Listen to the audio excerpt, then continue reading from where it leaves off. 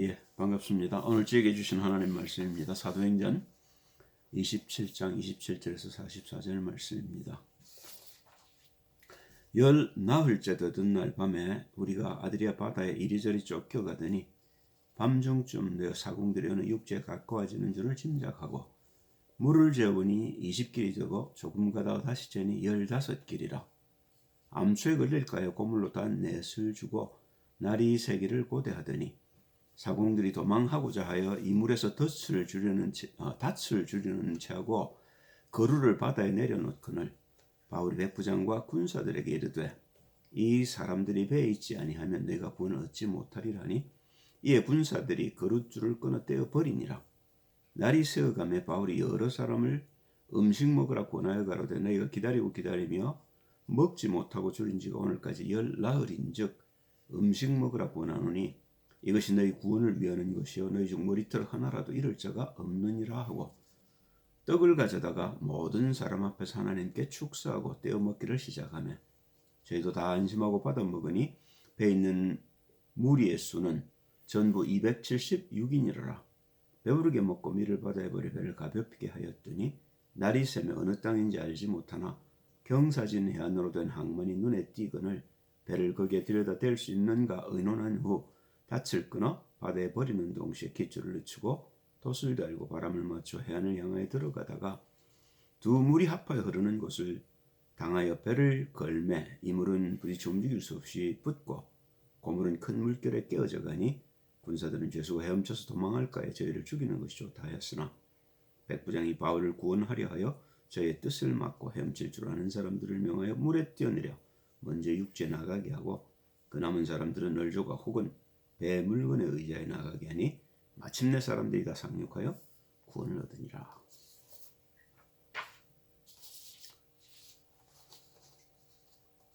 열 나흘을 지금 굶었다고 성경이 얘기를 하고 있습니다.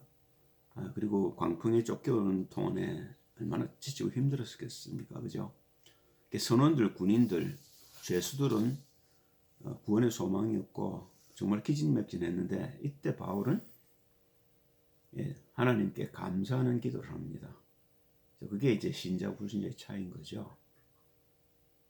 여기서 감사가 나오는 이유가 뭘까요? 어째서 바울은 이런 환경에서 감사할 수 있었겠습니까? 서론입니다. 디모데전서 1장 15절 17절을 보면요. 밑보다 모든 사람이 받을 만한 이 말이여 그리스도 예수께서 죄인을 구원하시려고 세상에 임하셨다 하였도다. 드디어 그리스도 예수가 누군지 알았다는 말입니다. 죄인 중에 내가 괴순이라. 그러나 내가 긍휼을 입은 까닭은 예수 그리스도께서 내가 먼저 1절 오래 참으심을 보이사 내게 먼저 1절 오래 참으심을 보이사 후에 주를 믿어 영생 얻는 자들에게 본이 되게 하려 하심이니라. 그렇죠. 참 대단히 의미가 있다고 생각되는 것이 죄를 많이 지은 사람이기 때문에 회개하고 나면 더 큰 은혜가 임하지요. 요한복음 어디입니까? 로마서인가요? 로마서에도 보면 죄가 많은 곳에 은혜가 넘쳤도다. 바울이 그런 얘기를 하죠.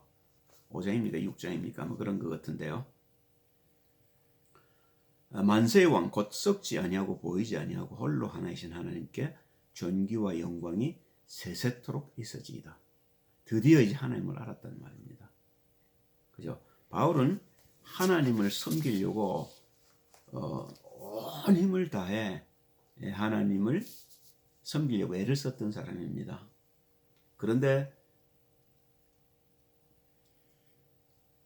예수 믿는 사람들이 나타나서 예수를 믿는 것이 하나님을 만나는 길이라고 얘기를 하니까 그런 사람들을 죽이기까지 하면서 하나님께 하나님을 회방하는 거라고 생각한 겁니다. 블레스미미 한다고 생각한 거죠. 그래서 스데반을 죽이는데 증인으로 서기도 하고요. 많은 사람을 떡에 가두기도 하고요. 그리고 지방 도시들을 다니면서 예수 믿는 자들을 잡아 감옥에 가두는 일을 했습니다. 그런데 그리스도를 만나고 난 뒤에 바울에게 소망이 생겼습니다. 고린도후서 5장 1절 10절이죠. 만일 땅에 있는 우리의 장막집이 무너지면 육체가 그렇게 중요하지 않다는 걸 알게 된 겁니다. 하나님께서 지으신 집 곧 손으로 지은 것이 아니요 하늘에 있는 영원한 집이 우리에게 있는 줄 아나니 과연 우리가 여기서 탄식하며 하늘로부터 오는 우리 처소로 덧입기를 간절히 사모하느니 성령이 충만함을 받기를 원했다 그 말입니다. 이렇게 입으면 벗은 자들로 발견되지 않으려 함이라. 육신으로 하나님 앞에 서서는 안 되는 거죠. 하나님 우리를 영으로 창조하셨기 때문에 우리가 영을 회복해야 하는데 그 영을 회복하는 길로 오신 분이 그리스도라는 걸 알게 되는 겁니다. 이 장막에 있는 우리가 짐진 것 같이 단식하는 것은 벗고자 함이 아니요 죽는 게 문제가 아니라는 겁니다. 곧 이것은 오직 덧입고자 함이니. 그렇죠? 죽을 것이 생명에게 삼킨 바 되게 하려 함이라. 참 기가 막힌 얘기를 하고 있죠. 그죠? 예, 이렇게 우리가 성령의 충만함 속으로 들어가야 되는 겁니다. 곧 이것을 우리에게 이루게 하시고 보증으로 성령을 우리에게 주신 이는 하나님이시니라. 그러므로 우리가 항상 담대하여 몸에 거할 때는 주와 따로 거하는 줄을 아노니. 우리가 육신의 생각을 하고 있으면 하나님과 상관없는 삶을 살고 있다는 거죠. 이는 우리가 믿음으로 행하고 보는 것으로 하지 아니함이로라. 우리가 담대하여 원하는 바는 차라리 몸을 떠나 주와 함께 거하는 그것이라. 그런즉 우리는 거하든지 떠나든지 주를 기쁘시게 하는 자 되기를 힘쓰노라. 이는 우리가 다 반드시 그리스도의 심판대 앞에 드러나 각각 선악간에 그 몸으로 행한 것을 따라 받으려 합니다. 심판에 대해서도 분명한 기준이 이제 바울에게는 섰던 거죠.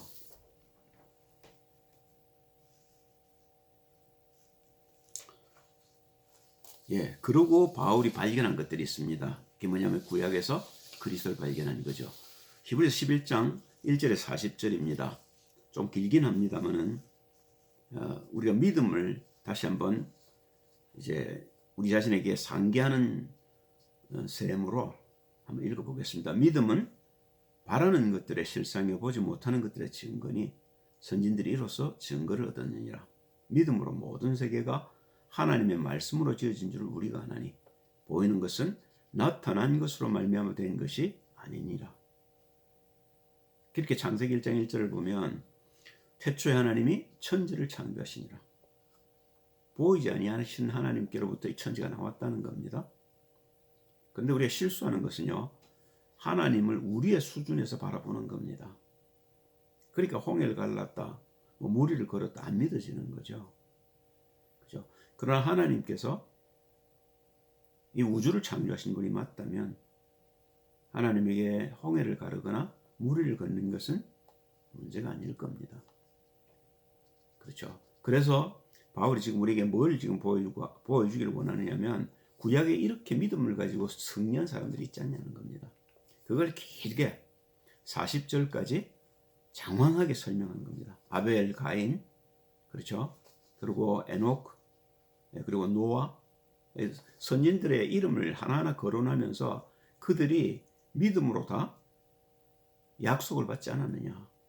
그렇잖아요. 그리고 예를 들면 아브라함에게 자식을 주겠다. 받았죠. 이삭을 받지 않았습니까? 그러나 실제로 우리에게 더 중요한 그리스도는 못 받았습니다. 그죠? 그래서 바울이 40일 끝절에 가서 보면 이런 얘기를 하죠.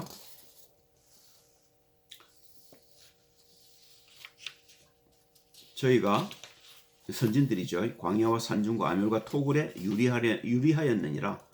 이 사람들이 다 믿음으로 말미암아 증거를 받았으나. 그렇잖아요. 그 사무엘 하입니까? 사무엘 하죠. 보면 다윗도 네 후손으로 왕위를 이어가게 될 것이다. 그 솔로몬이 그 후대가 돼서 이제 나라를 다스리고 그 뒤로도 이제 누굽니까? 이름이 잘 기억이 안 나네요. 르호보암인가요? 르호보암인가를 통해서 이제 왕위들을 이렇게 쭉 이어가는 얘기들이 나오죠. 그러나 실제로 그리스도에 대해서 다윗이 잘 알긴 했습니다만은, 그죠? 그리스도가 오는 걸 보지는 못했습니다. 우리는 이런 것들을 다 보질 않았습니까? 그죠? 그러니까 구약 사람들이 약속을 받았지만 우리로 인해서 완성될 거라고 얘기하는 겁니다. 그리스도 예수로, 그죠? 그 그리스도 예수 안에서 모든 것이 통일되게 하려 하시는 것이 하나님의 계획인 거지요. 예, 그러니까 바울은 말씀을 통해서 성령의 인도로 믿음이 뭔지를 알게 된 겁니다. 그렇게 이런 고백을 할 수 있는 거죠. 네, 이런 바울이 깨닫게 된 이유가 있습니다. 그게 왜냐하면 부활하신 주님을 만나서 주님께로부터 사명을 받았지요. 그 첫 번째 나오는 얘기가 사도행전 9장 15절 16절입니다. 주께서 가라사대, 아나니아에게 물론 하시는 말씀입니다. 가라, 이 사람은 내 이름을 이방인과 임금들과 이스라엘 자손들 앞에 전하기 위해 택한 나의 그릇이라. 그가 내 이름을 위하여 해를 얼마나 받아야 할 것을 내가 그에게 보이리라 하시니. 그죠? 그러니까 바울은 사실 복음을 전하면서 수없이 많은 고난을 받았습니다. 고린도후서 11장 같은 데를 보면 어떻게 하나님이 그렇게 사랑하는 사람을 고난 속으로 몰아가셨을까 싶을 정도로 험한 일들을 겪었습니다. 그런데 바울이 흔들리지 않았던 것은 이미 그런 사실들을 바울이 그리스도 예수께로부터 들었다는 겁니다. 그러니까 그런 일을 만나도 대수롭지가 않은 거죠. 기왕에 들었던 이야기란 말입니다. 복음 전하기 위해서는 우리가 겪게 될 고난인 것을 알았다는 거죠. 22장 14절입니까? 예, 14절에 16절에 보면 똑같은 사건을 다르게 조명한 부분이 나오죠. 그가 또 가로되 우리 조상들의 하나님이 너를 택하여 너로 하여금 자기의 뜻을 알게 하시며 저 의인을 보게 하시고 그 입에서 나오는 음성을 듣게 하셨으니 네가 그를 위하여 모든 사람 앞에서 너의 보고 들은 것에 증인이 되리라. 이제는 왜 주저하느냐? 일어나 주의 이름을 불러 세례를 받고 너의 죄를 씻으라 하더라. 여기서 죄를 씻는 방법도 알았고 의롭게 사는 길도 찾은 겁니다.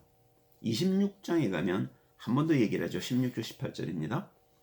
일어나 네 발로 서라. 내가 네게 나타난 것은 곧 네가 나를 본 일과 장차 내가 네게 나타날 일에 너로 사환과 증인을 삼으려 함이니 이스라엘과 이방들에게서 내가 너를 구원하여 저에게 보내어 그 눈을 뜨게 하여 어두움에서 빛으로 사단의 권세에서 하나님께로 돌아가게 하고 죄의 사함과 나를 믿어 거룩히 된 무리 가운데서 기업을 얻게 하리라 하더이다.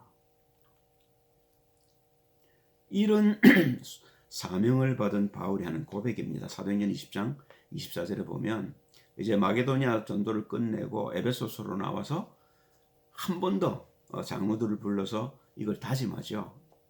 복음이 얼마만큼 귀한 것이니까 여러분들이 흔들리지 말고 이 복음 전해라. 사도행전 20장 24절이죠. 나의 달려갈 길과 주 예수께 받은 사명 곧 하나님의 은혜의 복음 증가하는 일을 마치려 하면은 나의 생명을 조금 더 귀한 것으로 여기지 아니하노라. 그렇죠. 어떻게 생명이 우리가 복음 증가하는 일보다 귀하겠습니까? 그럴 리가 없죠. 우리 소망이 땅에 있다면 그건 어려운 겁니다. 그럼 우리의 소망이 하늘에 있다면 이건 당연한 것이 되는 거죠. 그 이후로 바울이 그 전에도 성령인도를 받았습니다만은 이제 성령인도 받는 장면들이 나옵니다. 그 첫째가 사도행전 9장 19절 23절이죠. 음식을 먹음에 강건하여지니라 사흘 동안 굶었단 말입니다. 이제 아나니에게서 복음을 들으면서 밥을 먹으면서 이제 원기를 회복하는 거죠. 사울이 다메섹에 있는 제자들과 함께 며칠 있을새 즉시로 각 회당에서 예수의 하나님의 아들이심을 전파하니 듣는 사람이 다 놀라 말하되 이 사람이 예루살렘에서 이름 부르는 사람을 잔해하던 자가 아니냐. 여기 온 것도 저희를 결박하여 대제사장들에게 끌어가고자 함이 아니냐 하더라. 사울은 힘을 더 얻어 예수를 그리스도라 증명하여 다메섹에 사는 유대인들을 굴복시키니라. 여러 날이 지나매 유대인들이 사울 죽이기를 공모하더니. 그러니까 어떡합니까? 바나바가 예루살렘으로 바울을 데리고 갑니다. 이제 거기서 일어난 일이지요. 사울이 제자들과 함께서 예루살렘에 출입하며 또 주 예수의 이름으로 담대히 말하고 헬라파 유대인들과 함께 말하며 변론하니 그 사람들이 죽이려고 힘쓰거늘 형제들이 알고 가이사랴로 데리고 내려가서 다소로 보내니라. 아직 하나님이 바울을 쓰실 시간표가 안 됐단 말이죠. 사도행전 11장 25절 26절을 보면 이제 드디어 하나님의 시간표가 왔습니다. 바나바가 사울을 찾으러 다소에 가서 만남에 안디옥에 데리고 와서 둘이 교회 1년간 모여있어 큰 무리를 가르쳤고 제자들이 안디옥에서 비로소 그리스도인이라 일컬음을 받게 되었더라. 드디어 그리스도를 따르는 사람들이 생겼다 그 말입니다. 그죠? 그러니까 하나님이 거기서 그치질 않으시고 바울을 옮겨서 이제 다른 지방으로 보내게 하셔요. 그게 사도행전 13장 1절 3절이지요. 안디옥 교회 선지자들과 교사들이 있으니 곧 바나바와 니게르를 하는 시므온과 구레네 사람 루기오와 분봉왕 헤롯의 젖동생 마나엔과 및 사울이라. 주를 섬겨 금식할 때에 성령이 가라사대 내가 불러 시키는 일을 위하여 바나바와 사울을 따로 세우라 하시니 이에 금식하며 기도하고 두 사람에게 안수하여 보내니라. 많은 교사가 있었다는 거죠. 그러니까 바울과 바나바를 따로 떼서 이 사람들은 전도하게 하고 안디옥 교회 사람들은 남은 교사들이 양육하면 된다는 거죠. 그래서 급하게 이제 복음이 증거되어지는 과정들을 보여줍니다. 그래서 이제 그레데 섬인가요? 갔다가 아시아로 갔다가 아시아에서 복음을 전하고 다시 아시아를 더 돌기를 원했는데 그게 이제 2차 전도 여행이죠. 하나님 자꾸 길을 막으셔요. 그리고 열어주신 것이 이제 마게도니아입니다. 사도행전 16장 6절에 10절이죠. 성령이 아시아에서 말씀을 전하지 못하게 하시거늘 부르기아와 갈라디아 땅으로 다녀가 무시 앞에 이르러 비두니아로 가고자 애쓰되 예수의 영이 허락지 아니하시는지라. 무시아를 지나 드로아로 내려갔는데 밤에 환상이 바울에게 보이니 마게도냐 사람 하나가 서서 그에게 청하여 가로되 마게도냐로 건너와서 우리를 도우라 하거늘 바울이 이 환상을 본 후에 우리가 곧 마게도냐로 떠나기를 힘쓰니 이는 하나님이 저 사람들에게 복음을 전하라고 우리를 부르신 줄로 인정함이로라. 그게 이제 유럽 복음의 이제 시작인 거지요. 사도행전 19장 21절을 보면 바울이 마게도니아 전역을 돌고 이제 나서 하는 이야기입니다. 그리고 이제 마게도니아를 떠나면서 이제 남은 땅이 로마밖에 없지 않냐. 하나님이 이제 내 갈 길을 로마로 인도하시지 않겠냐는 이제 의중을 핍니다. 그게 사도행전 19장 21절이죠. 이 일이 다 된 후 바울이 마게도니아와 아가야로 다녀서 예루살렘에 가기를 경영하여 가로되 내가 거기 갔다가 후에 로마다 보아야 하리라 하고. 자, 그러면 그렇게 바울이 이제 성령 인도를 잘 받았는데요. 바울에게 남은 미션이 하나가 있습니다. 그게 뭐냐면 사도행전 23장 11절이죠. 그날 밤에 주께서 바울 곁에 서서 이르시되 담대하라. 내가 예루살렘에서 나의 일을 증거한 것 같이 로마에서도 증거하여라 하리라 하시니라. 그리고 이제 오늘 본문입니다. 나의 속한 바 곧 나의 섬기는 하나님의 사자가 어젯밤에 내 곁에 서서 말하되 바울아 두려워 말라. 네가 가이사 앞에 서야 하겠고 또 하나님께서 너와 함께 행선하는 자를 내게 주셨다 했으니. 그죠? 이 미션이 끝날 때까지는 바울은 하나님의 보호를 받고 그 미션을 이룰 때까지 하나님의 보호하심을 입게 되는 거죠. 결론입니다.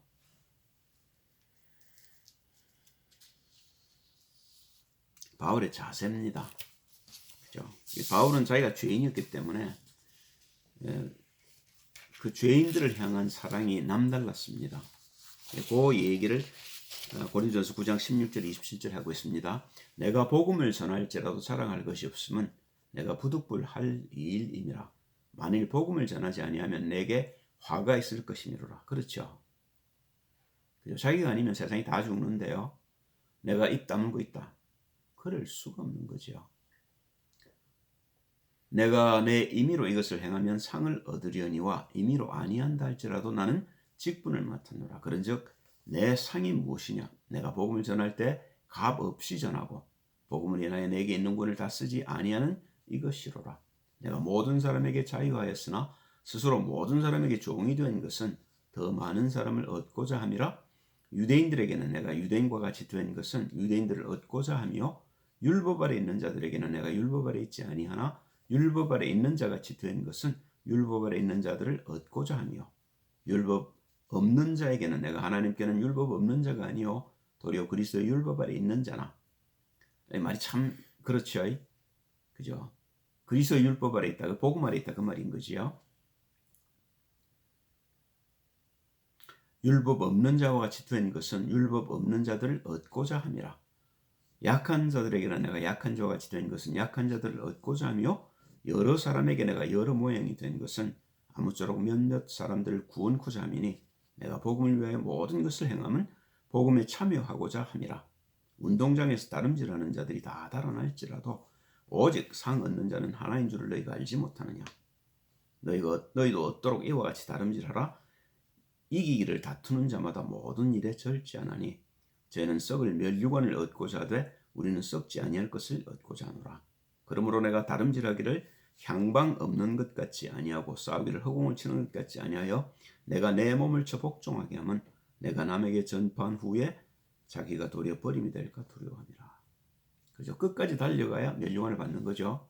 그 썩을 멸류관을 받기 위해서도 마라톤 하는 사람들이 얼마나 노력을 하느냐 말입니다. 그런데 우리가 받을 멸류관, 생명의 멸류관, 하늘의 영원한 멸류관을 위해서 우리가 이만한 어려움을 마다하겠느냐, 그런 이야기지요. 그리고 우승의 멸류관, 승리의 멸류관을 얻기 위해 뛰라는 겁니다. 그죠? 마라톤을 가다가 예를 들면 42.195km인가 그렇죠. 그 42km만 뛰면 사실 결승선을 통과를 못한 거죠. 그죠? 그러니까 끝까지 너에게 주어진 바를 안고 뛰라는 겁니다. 우리에게 다 주신 미션들이 다를 수 있습니다. 여러분과 제게 주신 미션이 다를 수 있고요. 그러나 그 미션을 붙들고 주님이 우리를 부르신 그 부르심의 소망 가운데서 성과 열을 다해 이걸 이루어내라는 겁니다. 그게 이제 바울이 가진 자세지요. 그러면서 바울이 하는 이야기입니다. 이게 이제 결론이라고도 얘기할 수 있습니다. 항상 기뻐하라. 쉬지 말고 기도하라. 범사에 감사하라. 이는 그리스도 예수 안에서 너희를 향하신 하나님의 뜻이니라. 성령을 소멸치 말며 예언을 멸시치 말고 범사에 하려 좋은 것을 취하고 악은 모든 모양이라도 버리라. 그죠? 그러니까 아까 그 고린도 후서에서 얘기한 것처럼, 그렇죠. 우리가 그 생명으로 덧입기를 원한다는 얘기는 뭐냐면 우리 속에 아직 남아있는 육신의 찌꺼기들이 있다는 겁니다. 다시 말하면 우리가 성령으로 충만하라는 거죠. 그 가는 과정 가운데, 그죠?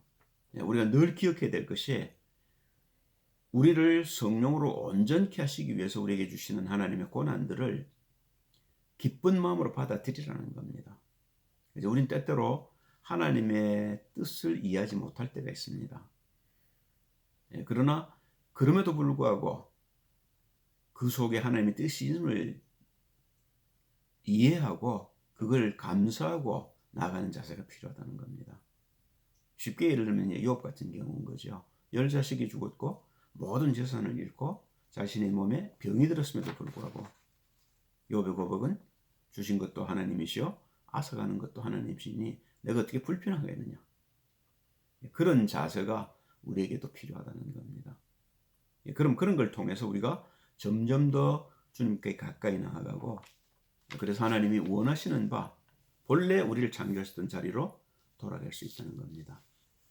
이 일 때문에 하나님이 여러분과 저를 부르셨고 이 일을 지금도 하나님이 이루어가고 계십니다.